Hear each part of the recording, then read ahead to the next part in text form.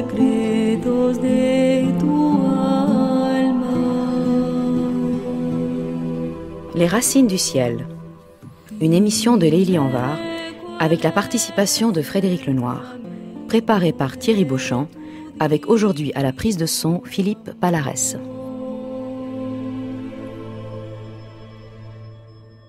Bonjour Jean-Marc Espy. Bonjour. Et merci d'avoir répondu à notre invitation pour venir nous parler aujourd'hui de la médecine chinoise, ou peut-être vous préférez l'expression de la tradition médicale chinoise et de la manière dont dans cette médecine, corps et esprit interagissent. Vous êtes médecin acupuncteur, président d'honneur de l'Association française d'acupuncture, et à 81 ans, ou bientôt 82, me dites-vous ? Demain 82. Vous continuez d'exercer l'acupuncture, de l'enseigner, et vous êtes, alors nos auditeurs ne vous voient pas, mais ils vont vous entendre, mais en tout cas, vous êtes une preuve vivante que cette médecine permet en tout cas de se maintenir en excellente forme, malgré les années. Vous êtes également l'auteur de plusieurs livres sur ce sujet, alors plutôt des livres techniques destinés aux acupuncteurs, mais aussi pour un plus large public. Vous avez écrit L'homme et ses symboles en médecine traditionnelle chinoise, paru chez Albin Michel en 2002, mais repris ensuite sous le titre Médecine traditionnelle chinoise, une introduction chez Marabout, c'est-à-dire qu'en fait c'est devenu un classique, si j'ose dire. Et d'ailleurs cet ouvrage a été traduit en anglais.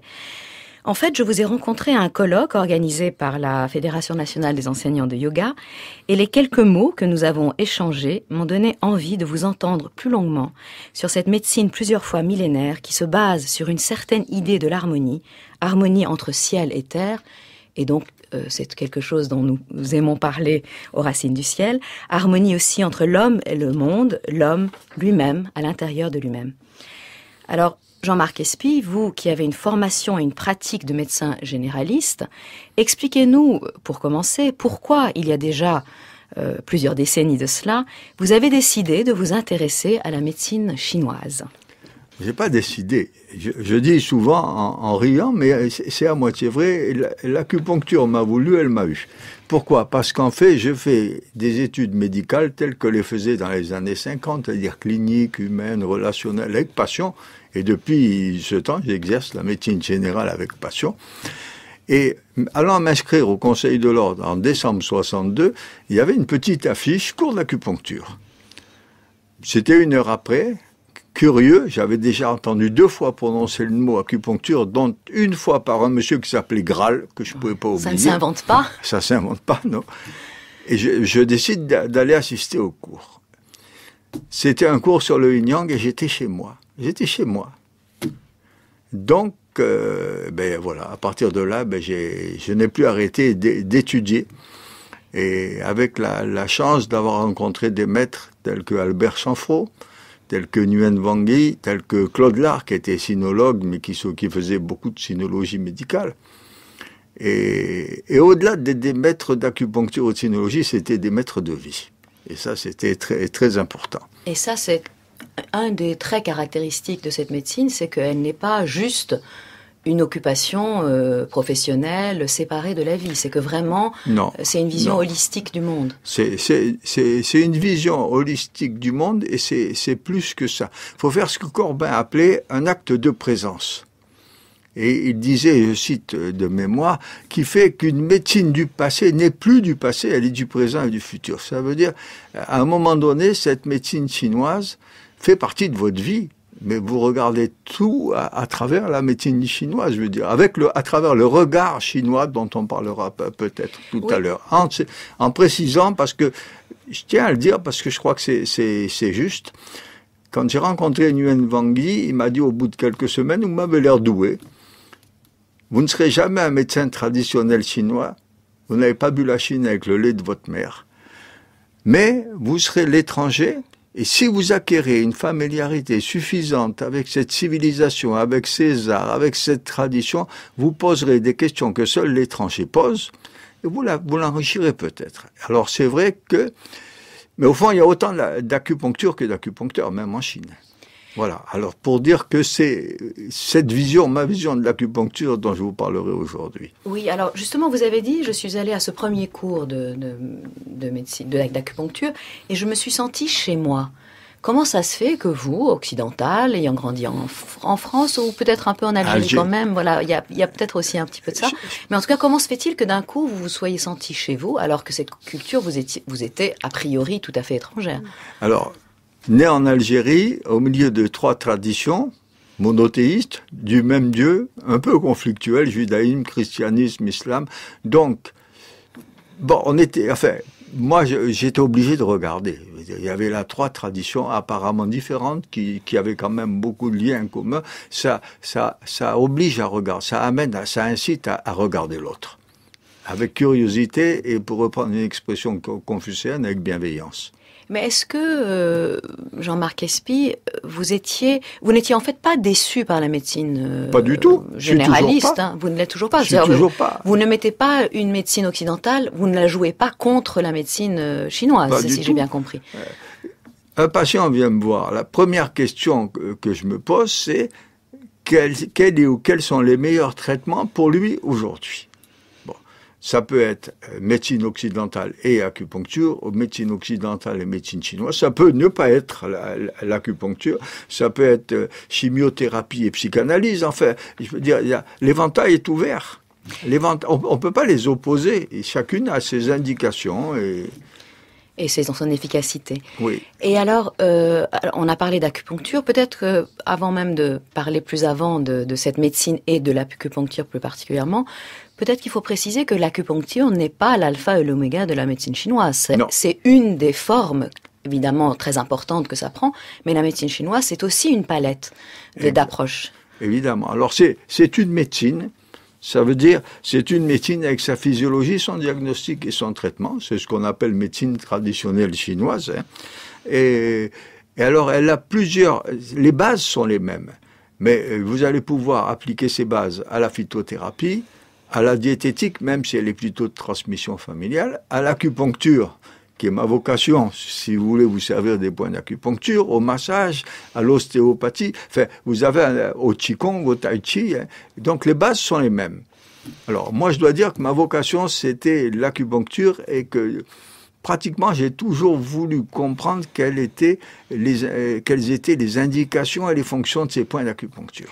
Mais avant d'en arriver là, vous avez dû évidemment acquérir les bases. Alors expliquez-nous ce que sont que ces bases de la médecine traditionnelle chinoise qui, évidemment, sont aussi les bases de tout médecin acupuncteur qui se respecte. D'ailleurs, vous nous avez dit tout à l'heure que votre maître vous avait dit, pour devenir un bon acupuncteur, il faut aussi connaître les arts, la calligraphie, le tai chi. Je suppose que ça a aussi à voir avec ces bases qui ont à voir avec une représentation du monde. Ça veut dire que je pense que, je dis ça aujourd'hui, j'aurais pas dit ça en 62, hein, que la médecine chinoise nous offre une vision originale de l'architecture du vivant dite sur un mode symbolique. Alors, expliquez-nous ce que cela signifie. Voilà, ça veut dire, premièrement, la différence avec l'Occident, c'est que c'est une vision qui est fonctionnelle et pas anatomique. On prendra un exemple peut-être oui. Tout à l'heure. Si vous voulez, pour prendre un langage physicien, on est sur le versant vibratoire, on n'est pas sur le versant corpusculaire. Et c'est une vision qui fait appel à des symboles. Quand, par exemple, on vous dit le gros intestin fait 16 tours à droite de l'ombilic et l'intestin grêle fait 16 tours à gauche de l'ombilic, ils savaient bien anatomiquement que c'était pas vrai. Donc, c'est qu'il voulait nous dire, sur un langage symbolique, qu'il voulait relier les intestins au chiffre 4 porté au carré et donc à toute la symbolique du territoire, au fond. Hein. Oui, peut-être vous pouvez nous expliquer un peu plus avant ce que ça veut dire, le rapport entre les organes et le symbole. Est-ce que c'est la même chose que ce que, par exemple, Annick de Souzenel explique dans la symbolique du corps humain? Est-ce que c'est les mêmes symboles ou est-ce que c'est autre chose? Il y a des symboles qui se recoupent. Ça veut dire, la médecine chinoise pose qu'il est un ordre naturel du vivant, donc des lois universelles. Nous, on peut dire des archétypes. Bon. Face à ces lois et à ces archétypes, qui sont célestes par définition, hein, vous avez l'infinité des formes de vie terrestres. Mais toutes ces formes de vie ne font qu'incarner ces quelques lois et ces quelques archétypes. Et Les symboles, c'est le monde intermédiaire, ce monde imaginal qui fait le lien entre les lois universelles, l'ordre naturel du vivant, l'ordonnancement de la vie, les archétypes et l'infinité des manifestations de la vie dans leur diversité. On prend des exemples ? Oui, bien sûr. Voilà. Ce sera plus... Vous regardez la face. Vous avez le crâne et la face. Vous avez, regardez le thorax, vous avez le thorax et l'abdomen. Au milieu, entre le crâne et la face, vous avez la base du crâne. Entre le thorax et l'abdomen, vous avez le diaphragme. Combien de fois vous avez un blocage du diaphragme et de la base du crâne qui surviennent en même temps ? Combien de fois ? Et si je vous donnais... Et ça, vous l'avez constaté cliniquement ? C'est cliniquement. Cliniquement, oui. Et j'allais vous dire, et si je vous donnais une observation clinique pour vous expliquer comment on peut servir du symbole en médecine chinoise, parce que c'est ça qui la caractérise. C'est une jeune fille qui a 28 ans, 28 ou 29 ans, qui vient pour 2 sortes de symptômes, 3 sortes de symptômes. Crise d'épilepsie, qui commence toujours par une sensation de surtension au niveau du sommet du crâne. Maux de tête, avec aussi une localisation pulsatile au sommet du crâne, et puis toux trachéale, c'est-à-dire une toux ici, vous voyez, juste au niveau du sternum. Comme toujours, on cherche à faire le lien, et apparemment, il n'y a pas de lien. Et j'analyse cette jeune femme en acupuncture et je trouve pas de lien au niveau des méridiens, au niveau des viscères. Le seul lien que je trouve, c'est que on est en présence de 2 symptômes qui concernent le sommet de la tête et le sommet du tronc. Bon. Dans la symbolique, le sommet a à voir avec le ciel, que ça soit sommet de la tête ou que ça soit sommet du tronc. Et je me dis, le seul lien que je vois, c'est ça. Alors, je vais lui demander de me parler de sa vie. Et elle m'explique qu'une des souffrances énormes de sa vie, c'est son père. Elle commence en disant d'ailleurs, de façon émouvante, « Mon père est mort comme un héros ». Et elle ajoute quelques minutes après, il était éthylique, il est mort d'un coma éthylique. Donc on peut imaginer la souffrance que c'est. Et bien entendu, j'ai fait la relation entre ce symptôme qui touchait le ciel, c'est-à-dire le toit du corps, le toit du crâne, et le toit du tronc, et puis sa souffrance vécue avec son père. Le plus extraordinaire, c'est qu'il y a des points d'acupuncture qui répondent. Qui répondent à cette symbolique Qui répondent précise. à cette symbolique. Ça veut dire j'ai piqué 2 points, un qui est situé en haut du sternum, l'autre qui est situé sur le sommet du crâne. Alors, le fait de comprendre, plus l'action du point, fait qu'elle s'est considérablement améliorée. Et comment dire ? Mais vous lui avez recommandé aussi, par ailleurs, Alors, voilà, de faire une c'est ce que j'allais psychanalyse. dire. Je l'ai encouragée à poursuivre une psychanalyse parce que dans des cas aussi chroniques, c'est complémentaire. C'est complémentaire. Et si vous voulez, c'est comme si on avait 2 mémoires. Une mémoire psychique et une mémoire corporelle qui dialoguent sans arrêt puisqu'elles ont mémorisé la même vie. Et donc, on a intérêt à s'adresser aux 2. Oui, alors ce qui est un petit peu... on le comprend conceptuellement, mais peut-être ce qui est difficile à se représenter ou à bien comprendre, c'est comment la symbolique, c'est-à-dire la représentation symbolique, comment elle se manifeste précisément dans le corps et comment le fait de piquer un point peut permettre de libérer quelque chose dont l'explication est quand même, vous venez de le dire, d'ordre psychique ou symbolique. Comment est-ce qu'un point dans le corps, voilà, comment la médecine chinoise, et j'ai l'impression que c'est quand même très lié à la philosophie, on en parlera, à la manière dont le corps et l'esprit ou l'âme, ou je ne sais pas comment on l'appelle en Chine, ne sont absolument pas disjoints. Voilà, comment ça se passe, comment techniquement, voilà, un point d'acupuncture peut vous libérer de quelque chose qui est une souffrance au fond d'ordre symbolique. Alors, je ne pourrais pas répondre avec le corps et l'âme parce qu'il n'y a pas de différence entre le corps et l'âme au niveau de en Chine, en tout cas dans la tradition chinoise. Ce que je peux dire, c'est que on éprouve une souffrance. Cette souffrance va se localiser dans un lieu du corps. Fonction soit d'une faiblesse héréditaire, soit du type de la souffrance, soit du moment de votre vie où cette souffrance survient. Et à partir de là, la circulation de l'énergie dans ce lieu du corps est obstruée. Ce qui fait que d'ailleurs, la souffrance est adhérente à ce lieu du corps. Piquer un point, c'est quoi au fond? C'est mettre en circulation une information qui ne circule plus.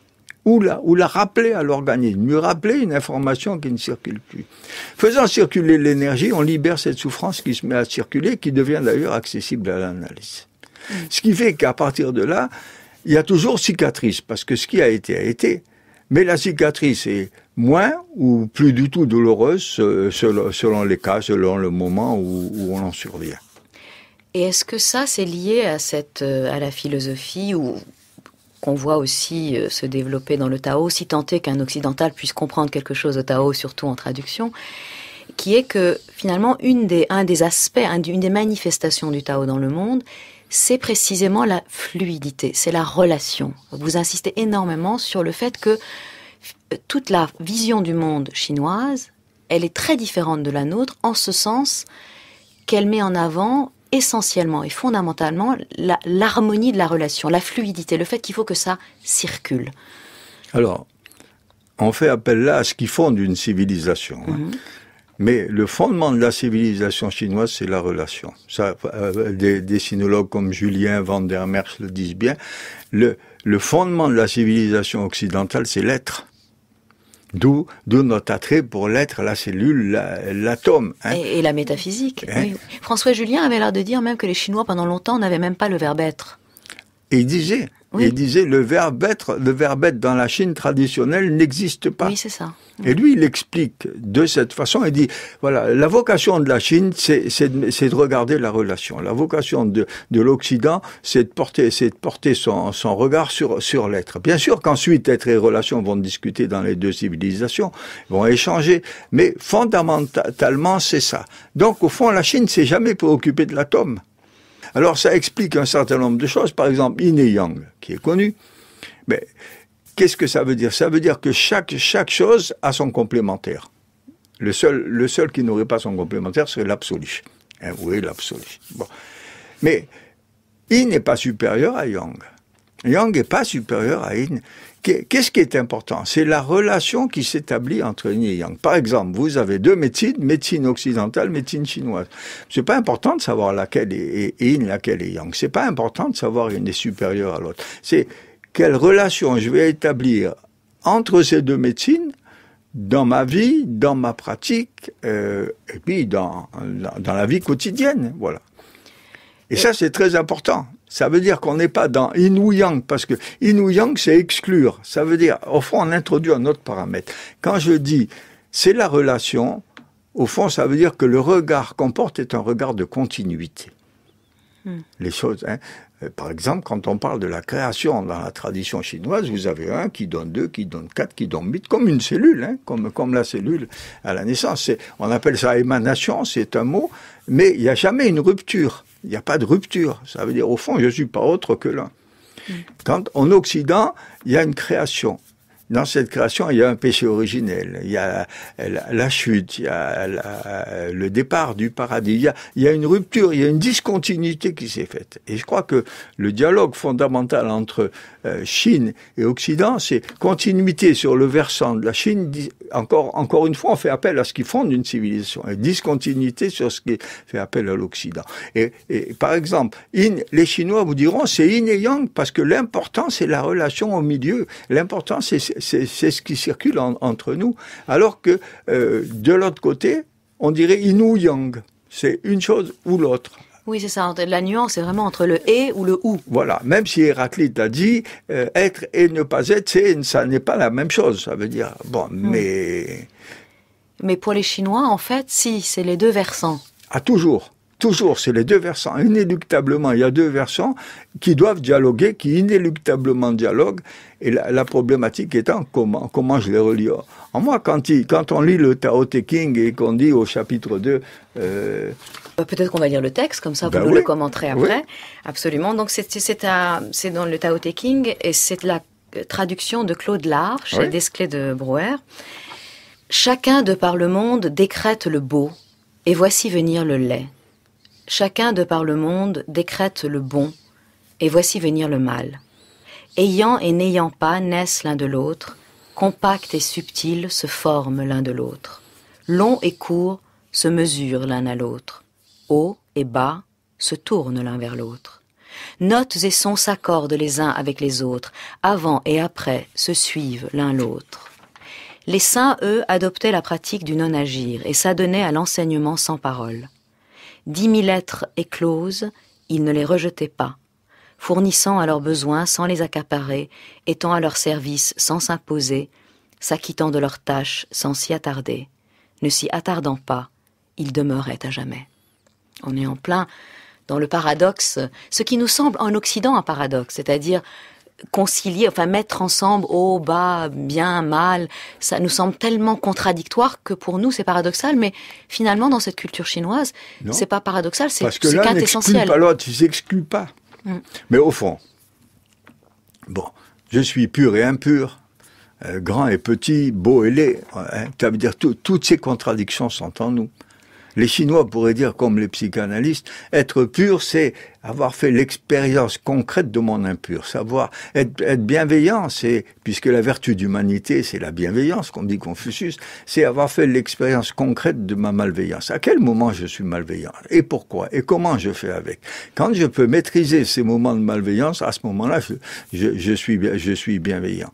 Donc là, je trouve que la réalité de la vie, elle est dans ce « et ». Elle n'est pas dans le haut, elle n'est pas dans l'exclusion, elle est dans « et ». Alors, il y a une autre notion qui est importante, c'est, puisque l'important c'est la relation, qu'est-ce qui fait la relation? C'est le vide.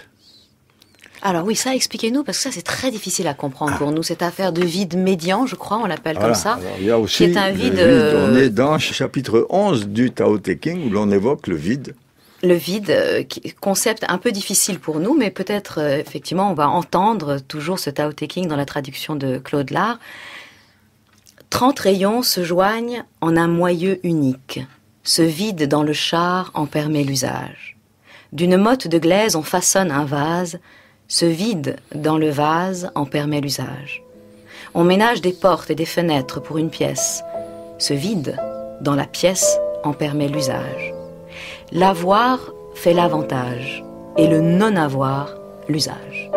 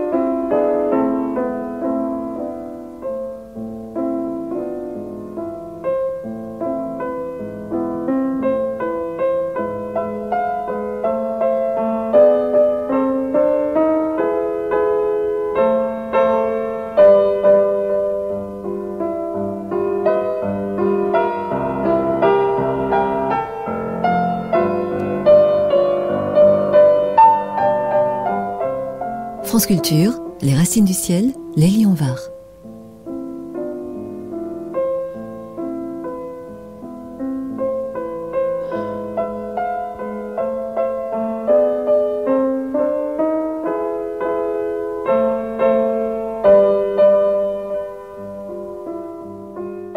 Jean-Marc Espy, expliquez-nous la signification de ce passage du Tao Te Ching. Dont François Cheng a beaucoup parlé, et bien, dans Vide et plein dans la peinture chinoise.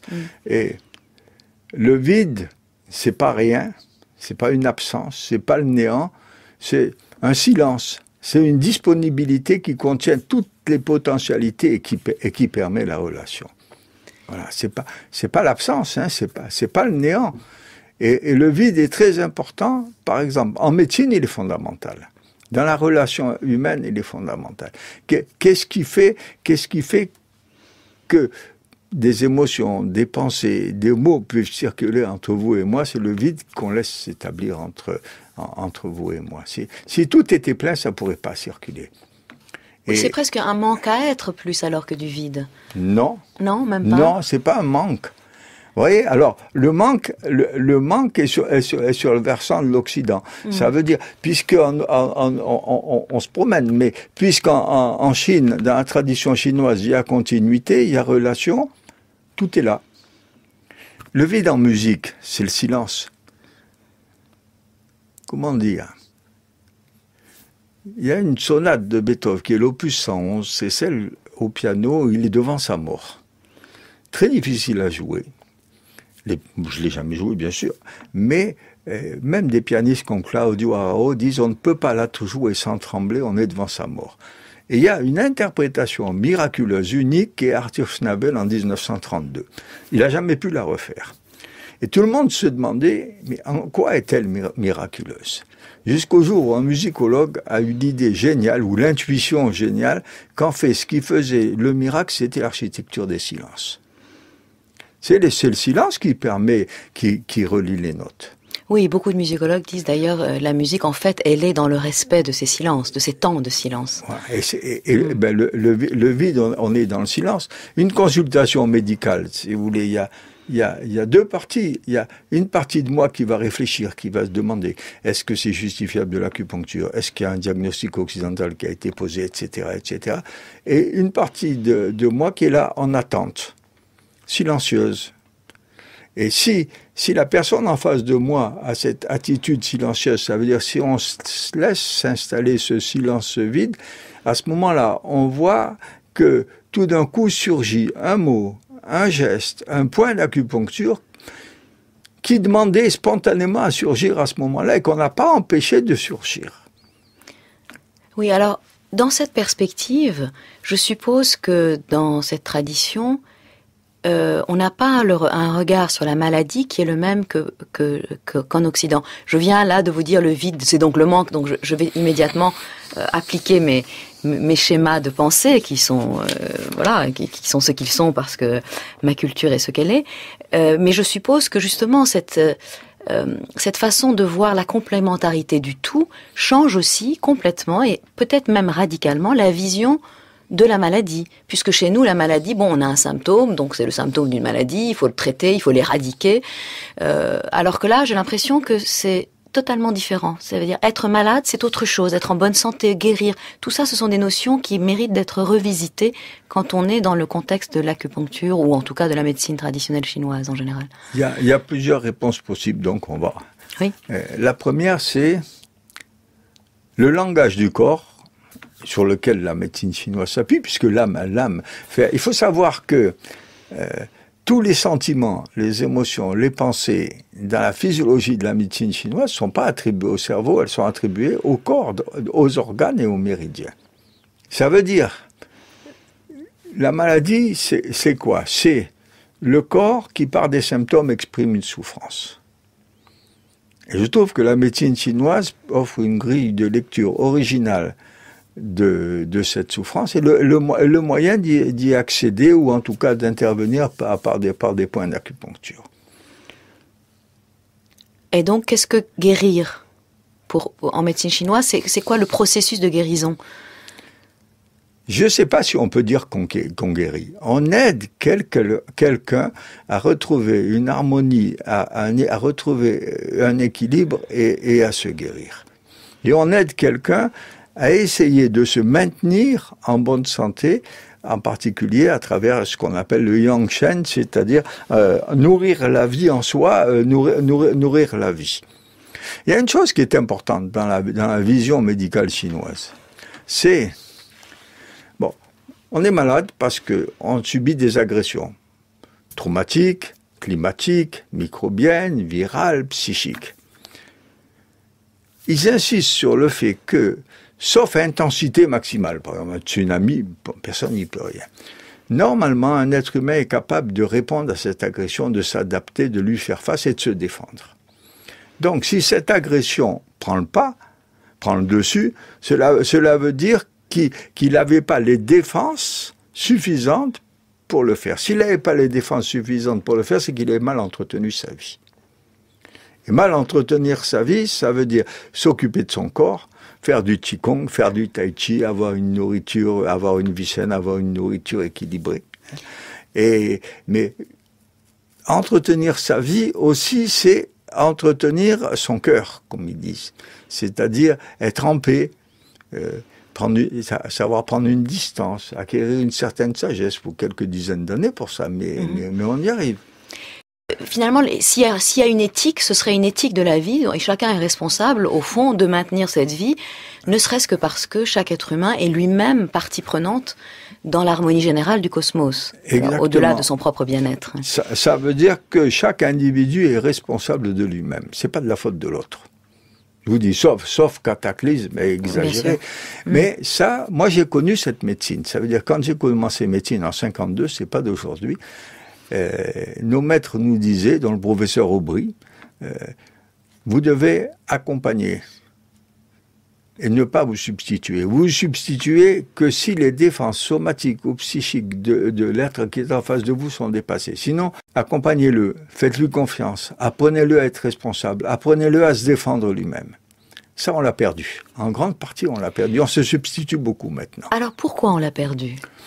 Parce que c'est vrai dans beaucoup de domaines de la société, finalement. C'est pas que dans la médecine. On a perdu cette idée de responsabilité individuelle pour tout. Je vous dirais, même les enjeux écologiques, c'est ça. On attend que l'État fasse quelque chose, mais finalement, est-ce que c'est pas, à chacun de se prendre en main avec l'aide éventuellement de quelqu'un qui s'y connaît un peu, mais à votre avis, c'est quoi ? Qu'est-ce qui fait que ça s'est perdu, y compris en Chine ? Y compris en Chine. Dieu sait que les Chinois ne respectent plus leurs valeurs traditionnelles. Je vais pas invoquer le contexte socio-économique, mais il est important. Il est important quand même, ce contexte socio-économique. Et pour aller plus loin, moi j'ai quand même la sensation qu'on est à la fin d'une civilisation et que dans une fin de civilisation, des valeurs essentielles et fondamentales se perdent. Oui, mais en l'occurrence, on peut se demander, évidemment, c'est un symptôme, le fait que la médecine soit devenue ce qu'elle est devenue, mais la question qui se pose, c'est quel est le point de blocage ? Vous qui êtes acupuncteur, où faudrait-il piquer pour libérer ces énergies individuelles, en fait ? Alors, je vais prendre une image, le cœur et le cerveau, pour rester dans la médecine. Le cœur, c'est le centre de l'être. Le cœur, c'est la connaissance par rapport au savoir, c'est-à-dire une connaissance immédiate. On sait tout de suite, parce qu'on est un avec l'autre. Le cerveau, c'est une connaissance duelle, où il y a un sujet, où il y a un objet. Le cœur, c'est le centre rayonnant de l'être. Hein. Alors que le cerveau, c'est une interface de réflexion. Et je trouve qu'en médecine, la clinique a cédé le pas à la technique. Normalement, le cœur est le maître et le cerveau le serviteur. Alors ça, c'est un trait très intéressant, hein, parce que pour nous, le cerveau est quand même celui qui commande. Alors, en médecine chinoise, je vous l'ai dit tout à l'heure, les pensées, les émotions, les sentiments sont de l'ordre du corps, régis et gouverné et administré par un cœur rayonnant. Le cerveau ne pense pas, il n'éprouve pas d'émotions, il n'éprouve pas de sentiments, il a une interface d'informations. Il reçoit des informations qu'il transmet. De l'extérieur qui transmet au corps, et du corps, et il reçoit des informations du corps, et lui, son rôle, c'est de métaboliser tout ça. Mais donc, il est au service du cœur. Et moi, je trouve que l'évolution de la médecine, c'est que la clinique qui devrait être le maître, parce que ce qui est le maître, c'est l'examen clinique, c'est de parler, c'est de regarder, c'est de toucher, c'est d'écouter. La technique est à son service. Je veux dire, je prescris des examens complémentaires. Et aujourd'hui, je trouve que la technique est devenue le maître. Et on perd de plus en plus la dimension humaine. Et étrangement, vous semblez dire que quand on perd la dimension humaine, on perd aussi la dimension symbolique et on perd aussi la dimension cosmique. Oui. Qui est quand même, et on revient à cette philosophie. Parce qu'on perd la relation. Voilà. La relation qui doit se faire entre ciel et terre. Alors vous parlez du fait qu'il y a une complémentarité nécessaire entre l'horizontal et le vertical. Ce que vous semblez dire ici, donc, c'est que en perdant le vertical, d'une certaine façon, on ne peut plus assumer l'horizontal. Voilà. Jean-Marc Espy. Quand je dis que vous avez des mécanismes, vous avez des êtres vivants. Chaque être vivant a une infinité de mécanismes. Tout cela est reflet d'archétypes. J'ai une expression qui dit le corps humain, c'est la trace du pas de l'archétype. Mais le fait de relier, de savoir que tous les organes qui nous constituent, toutes les fonctions qui nous constituent, sont en fait le reflet dans notre corps de quelques lois fondamentales, de quelques archétypes, c'est porter un regard vertical sur le vivant. C'est-à-dire, face à l'inventaire horizontal des mécanismes du vivant, vous portez un regard vertical sur le vivant, ce qui fait que de ce fait, vous sacralisez la vie. Outre le fait que la vie, on sait la reproduire, mais on ne sait pas la produire. Je veux dire, oui. C'est un mystère. C'est quoi la vie, hein? On ne sait pas la produire. Donc ça fait deux raisons pour sacraliser la vie. Oui, et donc dans cette tradition, alors bizarrement, on dit effectivement il n'y a pas de Dieu créateur, il n'y a pas une création ex nihilo, etc. Mais néanmoins, il y a cette idée que la vie est une émanation dans la dimension terrestre d'un souffle qui est quand même qui est ressorti de la dimension céleste. Je ne sais pas trop comment le dire sans utiliser des termes trop occidentaux. Non, mais il n'y a pas de Dieu. C'est clair, c'est pas une théologie, c'est une cosmologie. Mais il pose quand même l'existence de l'unité suprême. C'est un trait horizontal de l'unité suprême. Et toute cette tradition et cette médecine instaure un dialogue entre un et multiple, sans arrêt. Sans arrêt, vous avez ce dialogue qui se fait.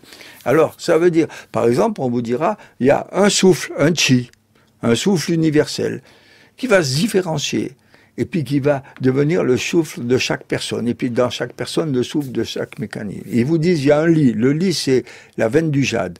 C'est la raison d'être, c'est la veine secrète qui sous-tend votre vie, pour prendre l'expression de là. Il y a un lit universel. Ce lit universel va se refléter en chaque être et vous allez devenir à chaque fois un lit particulier. Donc il y a toujours cette verticalité, ce déploiement entre un et multiple, qui fait cette verticalité et qui sacralise la vie. Alors, on va arriver, si vous le permettez, à la physiologie. Imaginez qu'il y a une origine. Alors ils disent chi originel, ça veut dire souffle originel. Hein. C'est d'ailleurs un bel idéogramme. Il y a le ciel et puis ce qui est sous le ciel. L'unité va se déployer dans le multiple. Alors je fais le geste. 2 mains sont jointes pour marquer l'unité, et puis les mains s'écartent, les bras s'écartent pour se déployer dans le multiple. Et puis ensuite, on ramène, puisqu'il est en retour, on ramène le multiple à l'un, et on déploie l'un dans le multiple. Alors que ça soit au niveau de l'unité originelle, du souffle originel, du chi, de tous les mécanismes en acupuncture parlent sans arrêt de ce déploiement. Mais c'est quoi ce mouvement? C'est la respiration. Ça veut dire la première respiration dans la médecine traditionnelle chinoise, c'est la respiration de ce souffle originel qui va se déployer dans le multiple et qui va ramener le multiple à l'un. Et à partir de quoi, tous les êtres vivants nécessairement respirent, parce que tous les êtres vivants sont une des manifestations de ce souffle originel qui s'est déployé dans le multiple. Ça veut dire chacun d'entre nous est une des potentialités de cette unité première dont ils ne parlent jamais. Pourquoi ils n'en parlent pas? Parce qu'au fond, quand vous êtes dans la relation et pas dans l'être, quand vous êtes dans la continuité, vous posez la question du comment, vous ne posez pas la question du pourquoi. La question du pourquoi, c'est quelque chose qui nous concerne, nous, mais qui ne les concerne pratiquement pas. Oui, mais alors dans ces conditions, comment penser la mort? Puisqu'il y a sans cesse ce mouvement.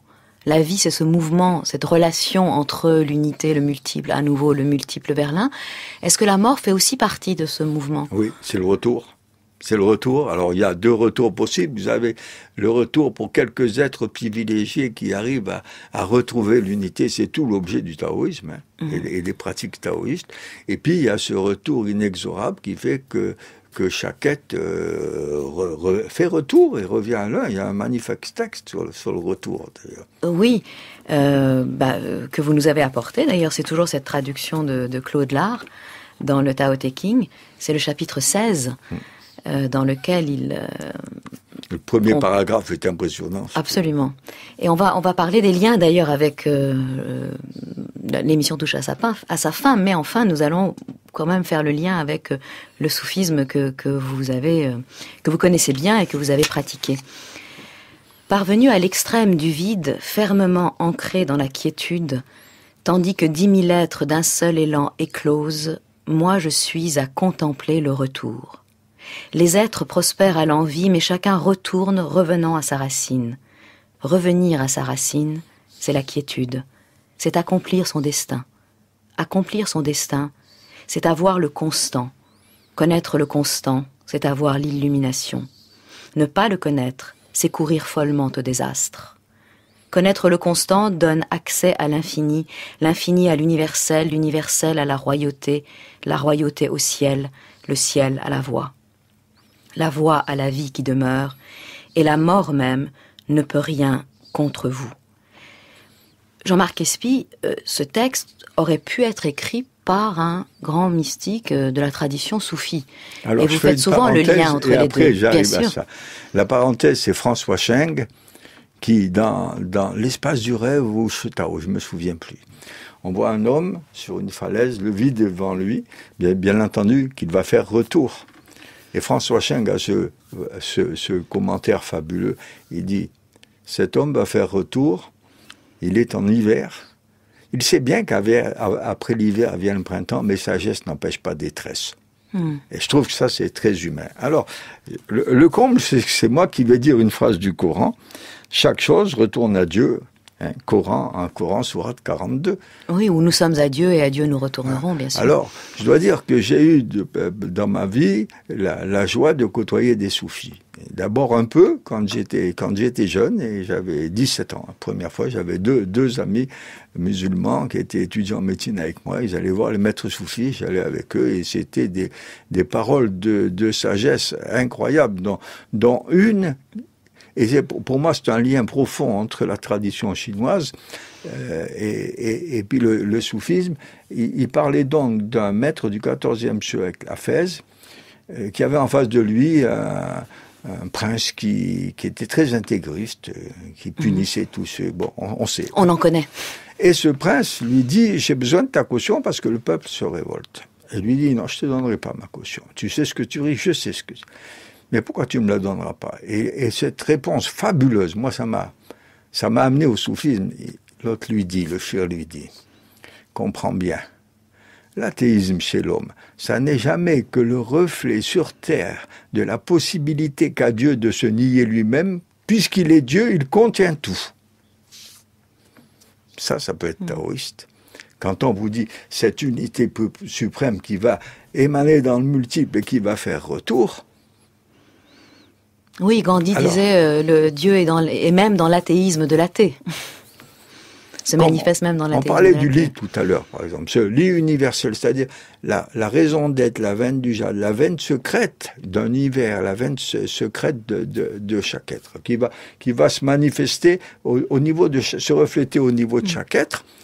Quand on dit kun dans le soufisme, il y a un kun unique, il y a un kun multiple. Que cela soit, c'est l'impératif arabe, que cela soit. Il y a un impératif qui se déploie dans chaque être. Alors, il n'y a qu'une différence, c'est dans la tradition occidentale, parce que pour moi, tradition occidentale, c'est judaïsme, christianisme, islam, indissociable. Quoi qu'on puisse dire. Bien sûr. C'est Abraham. Et la tradition chinoise, dans la tradition occidentale, il y a une rupture, il y a ce péché originel. Dans la tradition chinoise, il n'y a pas de péché originel. Ce qui change tout quand même. Ce qui change beaucoup. Alors, eux ont devoir. Et puisqu'ils sont dans la relation, le devoir, c'est pas vis-à-vis de l'être, c'est pas les droits de l'homme. Le devoir, c'est le devoir vis-à-vis du collectif. C'est le devoir vis-à-vis de la famille, vis-à-vis des ancêtres, vis-à-vis du groupe, vis-à-vis du pays, vis-à-vis de l'univers. D'où on vous dira, il faut être en harmonie avec les saisons si vous voulez être en relation avec l'univers pour être en bonne santé. Et aussi peut-être en harmonie avec les autres. Mais ça ne passe pas par l'individu, en fait. Ça passe par une vision collective. Voilà. De l'ensemble de l'humanité, d'une certaine façon. Ils ont une manière extraordinaire, Confucius a une manière extraordinaire de dire la relation à l'autre. Il met un homme de profil et en face, il met le chiffre 2. Et il appelle ça vertu d'humanité, c'est-à-dire la bienveillance avec laquelle il convient de regarder chaque être, humain ou pas humain, tout simplement parce qu'il est vivant. Je crois que ça fera une excellente conclusion pour cette émission, Jean-Marc Espy. Merci beaucoup d'être venu nous parler finalement de la Chine et de ce que la Chine peut nous apprendre pour progresser en sagesse et en humanité. Vous venez de prononcer le mot. Et en même temps, cette phrase que vous venez de citer de Confucius nous montre que l'on soit en Chine ou inuit ou français ou quechua, au fond, c'est la règle d'or qui développe notre plus profonde humanité. Je rappelle le titre de votre ouvrage, paru chez Marabout, Médecine traditionnelle chinoise, une introduction. Et aussi, pour ceux qui voudraient en savoir plus, je signale donc votre page internet www.jmkespi.com. La semaine prochaine, nous retournerons en Orient un peu moins extrême, mais tout de même, nous ne changerons pas beaucoup de paysage, puisque nous recevrons Christine Jordis, qui viendra nous parler d'un grand maître coréen, sagesse coréenne, qui est plutôt mal connue en Occident, donc c'est une belle occasion de découvrir aussi cette spiritualité-là. C'était Les Racines du Ciel, une émission de Lélie Anvar. Et tout de suite, nous retrouvons Frédéric Lenoir pour ses chemins de sagesse.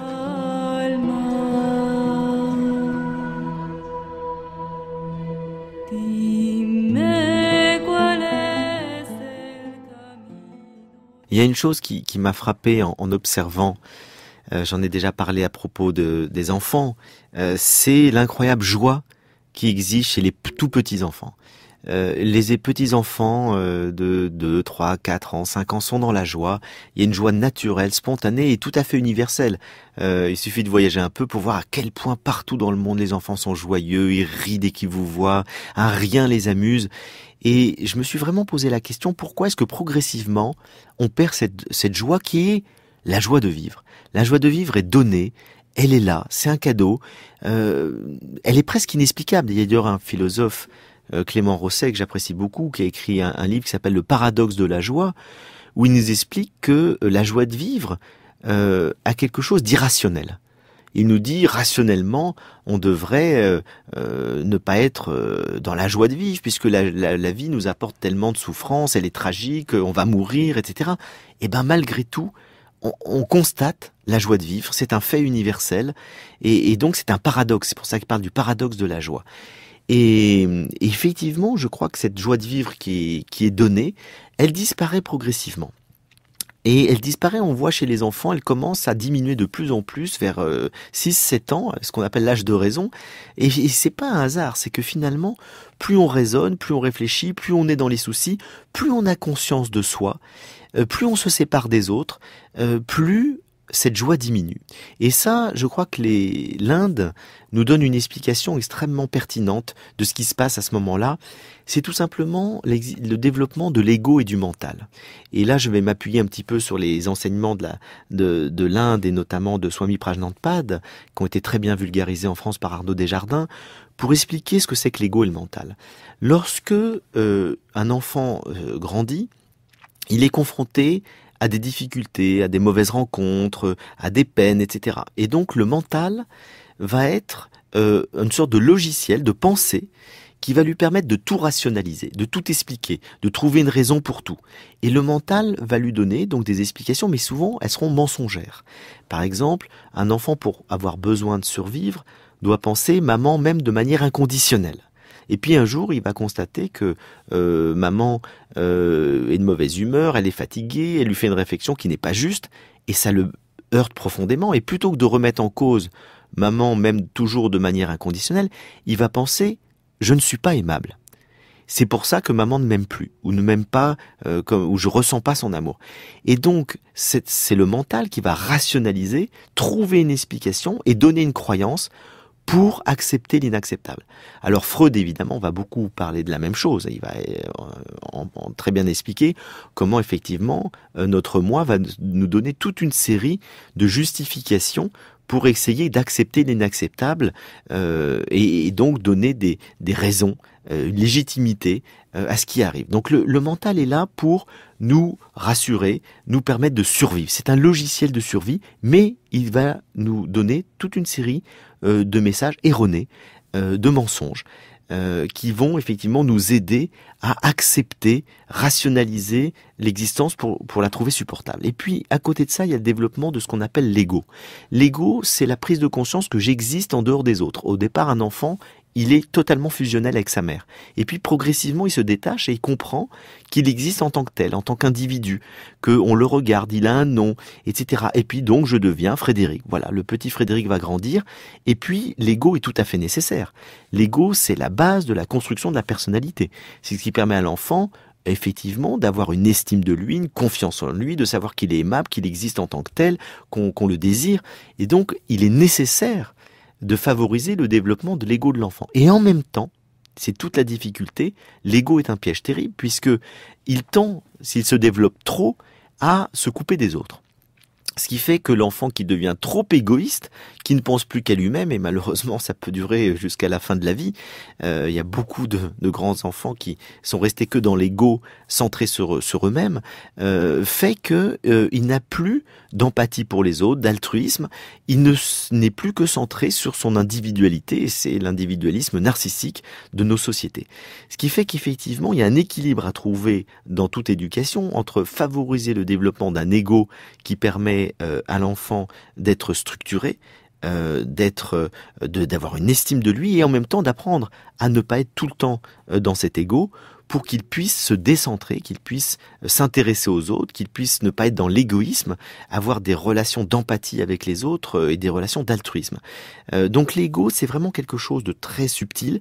C'est à la fois ce qui nous permet de nous séparer, de savoir que nous existons indépendamment des autres, indépendamment du monde, indépendamment de nos parents, nous sommes un être unique et en même temps, parce que nous sommes cet être unique, nous avons donc un sentiment d'identité personnelle et en même temps nous savons sélectionner ce qui est bon pour nous, ce qui n'est pas bon pour nous. C'est pour ça que l'ego c'est aussi nécessaire à la survie. C'est ce qui nous permet de ne pas prendre des choses qui nous font du mal, de ne pas fréquenter des gens qui nous font du mal.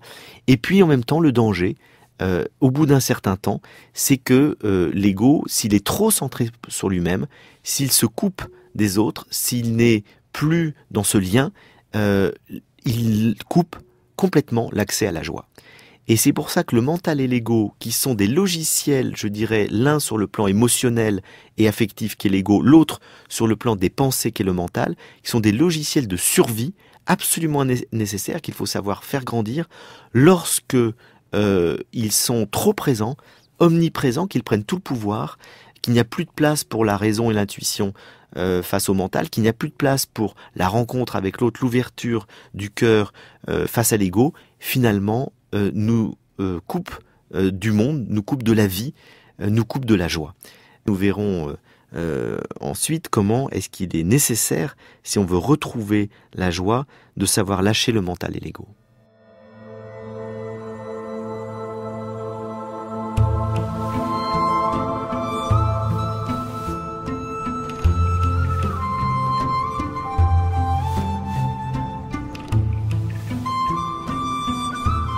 Je rappelle que cette émission est podcastable pendant 1 an et réécoutable pendant 1000 jours.